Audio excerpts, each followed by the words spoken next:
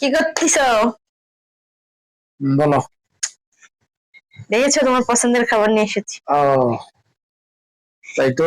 এই ফুলকপির জন্য প্রত্যেকটা দিন আমার সঙ্গে খালি ঝগড়া করো।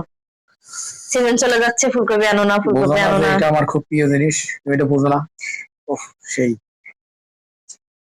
এই জন্য সব খেয়ে ফেলো। ভালো লাগে এটা। হম। এখন থেকে মাছ মাংস না নিয়ে এসে তোমার শুধু ফুলকপি এনে রান্না করে দেবো। তাহলে টাকা বেঁচে যাচ্ছে, পরিশ্রমও কম হচ্ছে। কি বলো? ভাই, আমার এটা প্রিয় খাবার। মাছ মাংস না হলেও চলবে, এটা হলেই চলবে। অন্তত শীতকালে এটা একটু রান্না বান্না করে খাওয়াই দিই। পরে আবার 2 দিন খেয়ে আবার বলবে না তো যে প্রতিদিন এক খাবার ভালো লাগে না। এটা আমার খুব প্রিয় খাবার। মানুষের প্রিয় জিনিস কত রকমের খাদ্য হয়, আর তোমার ফুলকপি।